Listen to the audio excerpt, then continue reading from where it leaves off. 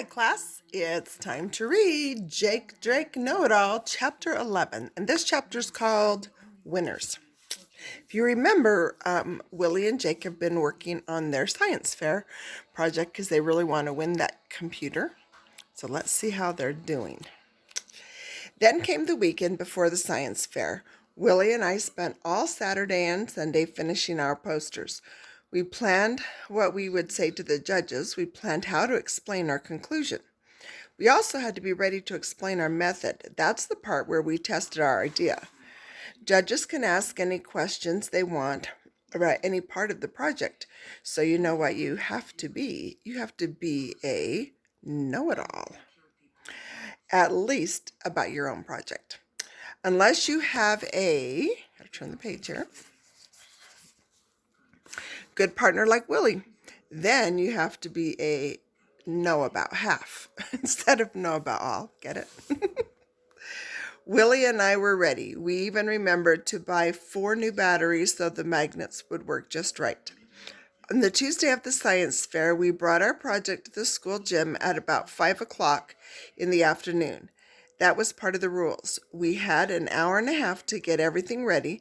Then the judging would start at 6:30. The gym was like a pot of water on a stove. The whole place felt like it was humming and bubbling, getting ready to boil over. It means lots of people were there, getting ready and getting set up. Kids were everywhere, and so were parents. Both my dad and Willie's dad came along to help hang up our posters. Willie's dad had gone to an office store for us. He got one of those tall cardboard fold-up things. It was just the right size to hold our 3 posters. There were numbered tables in rows and down the floor, and there was a list of names by the door. Next to every name, there was a number, and ours was 45. Table number 45 was a good one, right along the back wall, except that it was next to table number 46. Who do you think's on table 46? And table number 46 was Kevin Young's table. It was hard not to look at Kevin's stuff. He had 3 posters just like ours, except his didn't look like ours. We had used markers to write the biggest words on our posters. We had used colored pencils and crayons to make our drawings. We had written out our words by hand. Not Kevin. All the writing on his posters had been printed out from a computer, and so had his pictures. All the papers and letters and pictures had been glued onto Kevin's posters. We had glued some things onto our posters, too. We had some drawings and a great picture of a junkyard electromagnet holding up a crushed car. It's hard to glue stuff right, so some of our pictures had some little bumps and ridges in them, and so did our writing papers. Not Kevin's. I don't know how he did it, but every picture and all his writing was glued down perfectly flat. I wonder if what he put on all that writing and pictures was as good, though, as Willie's and Drake's. We'll have to find out. Maybe it was. We don't know. My dad looked at Kevin's poster. He nodded at Kevin's dad and said, "Great posters." Kevin's dad looked a lot like Kevin. He had the same red hair and blue eyes. He smiled at my dad and said, "Thanks. We worked pretty hard on them." See that? Kevin's dad said, "we." I looked around at the other project near us, and most of them looked like grown-ups had helped too. It didn't seem very fair. All of a sudden, I wished now that I had let my dad help us, because deep down I still thought it would be nice to win that Palladium 12 computer. Kevin looked over at our stuff once or twice, and I thought I saw him smile a little, but it wasn't a nice smile. It was kind of a put-down smile. But we had too much to do to think about Kevin for very long. We got our magnets wired up. We got our cans of soup and tuna stacked up. We laid out our notebooks and our method records. And when everything was set up, we had 40 minutes left over. So our dads took us out for hamburgers and chocolate shakes. The food was good, but Willie and I were pretty nervous. At 6:30, the judges started. There were 6 of them, science and math teachers from the junior high school. First, they all just walked together up and down the rows of tables. Then they started at table number 72, the last table, and we had to wait and wait and wait. It took a long time for the judges to get to our row. Then it was another 10 minutes before they got to Kevin at table 46. It was good to hear the judges ask questions before it was our turn. Excuse me. And Kevin was good at answering them. He really was. He had done his experiment making ants learn how to go through a maze. He wanted to show that if ants can't smell, they get lost. Ants leave something like an odor where they walk, and if one ant goes through the maze, it leaves a trail so others can follow. So after one ant went through the maze, Kevin let another one go, and it followed the same path. Then he painted the maze with lemon juice, let it dry, and let another ant go. The second ant got lost. I guess the lemon juice took away the smell from the previous ants. The second ant got lost, so Kevin proved his hypothesis was right.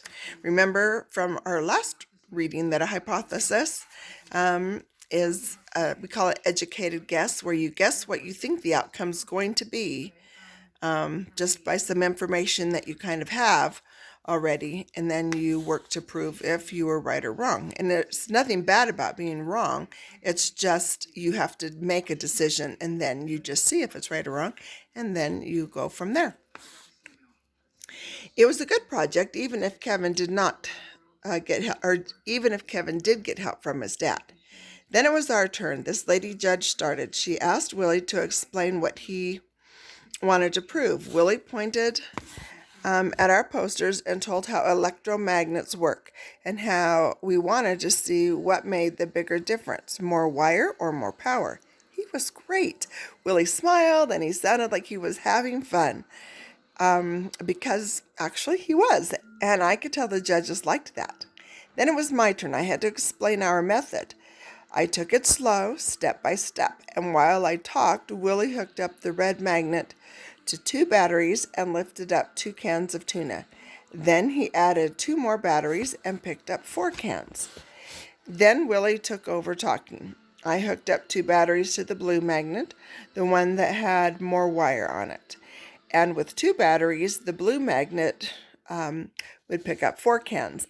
And with 4 batteries, it picked up 8 cans of tuna. I could tell that the judges liked what we were doing.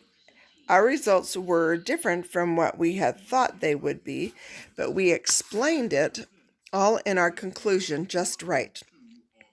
We used the scientific method. It was a good experiment. Kevin was watching too, but I couldn't tell what he was thinking. He didn't smile or frown, and he hardly even blinked. Then it was over. And it felt great. I looked at Willie, and he had that smile on his face, the really big one, you know. And right then I knew I didn't care if we won anything or not. The judges moved on. Then it was time for more waiting. A lot more waiting. So Willie and I went to look around. There was a lot of neat stuff to see. There were projects about cameras, about fruit, earthworms, carbon dioxide from plants, fruit flies, fossils, hot air balloons, soap bubbles, different kinds of sand, and a really great one on electric guitar sounds, and tons more. We found Marcia's table, but we didn't go over. That's because she looked sad and kind of mad too, like she might start crying or yelling or something. Her posters looked great. There was this upside down cake pan inside a box with the window cut in one side. The pan was hanging above hold on, gotta turn the page.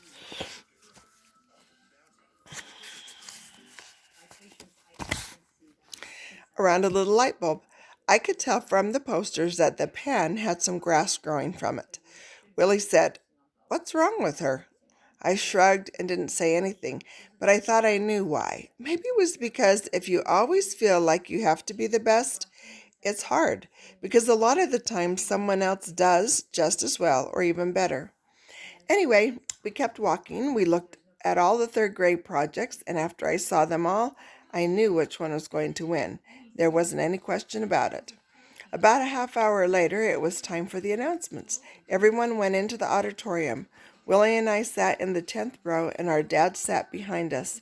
Mr. Lenny Cordo was there, and all the computer boxes were stacked up on the stage. It was pretty exciting. The judges announced the 5th grade winners first. Ellen Stone won the grand prize. She'd done the project about the electric guitar sounds. And second place went to Mark Nixon for a project about temperature and soap bubbles. The 4th grade winner was Charles Leclerc. He had studied the hardness of different kinds of rocks. And second place went to Amy Martin's project about veins in leaves. Then it was time for the 3rd grade. My dad put his hand on my shoulder and gave a little squeeze.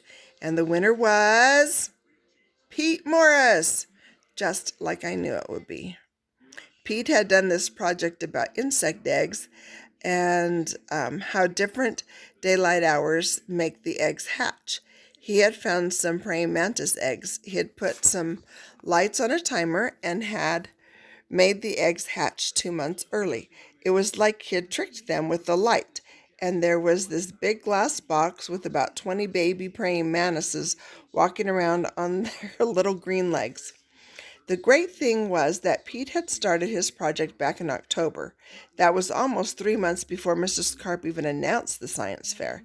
He wasn't doing the project to try to be better or smarter than anyone else, and he didn't do it to try to win a new computer. He did it because he really wanted to figure something out. Like I said, Pete's a science kid. Willie and I were standing up clapping for... Turning the page again. We were standing up for Pete. Then the head judge said, and second prize in 3rd grade goes to Phil Willis and Jake Drake for their project on electromagnets. Then they called all of us up onto the stage, and we had to shake hands with the judges and then with Mrs. Carp and Mr. Lenny Cordo. And Willie and I each got a little silver trophy that said, 2nd place, 1st annual Dupree Elementary School Science Fair. Here's a picture.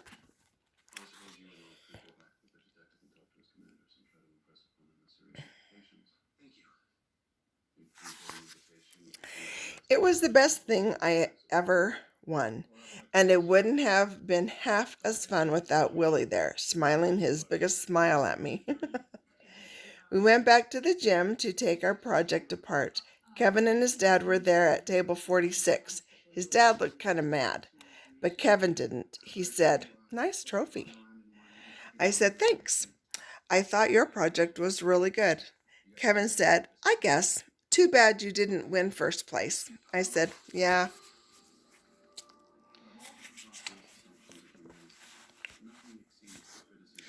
But really, I didn't think it was too bad. I was happy with 2nd place, and here's why. You see, Pete's project was the best. He would have won no matter what. And 2nd place? Maybe I could have won 2nd place all by myself, but I don't think so. Willie did a lot to make the project better. Plus, we had fun. Plus, we did it ourselves. The best part about the science fair was that suddenly it was all over. I didn't have to think about it anymore. I didn't have to keep track of all those papers and batteries and pieces of wire. When we took everything apart, Willie kept the blue magnet and I took the one with the red wire. Whenever I open my junk drawer now, there it is. But the trophy is on my shelf.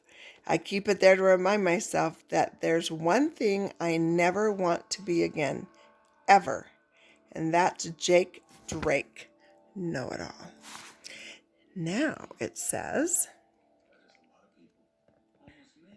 can you see that? Whoops.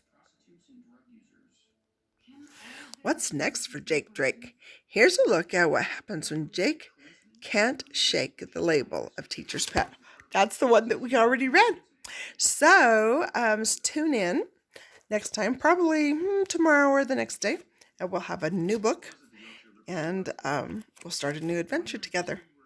Missing you, but this is something we need to do to hopefully get us all healthy or not even get sick at all. Bye, you guys.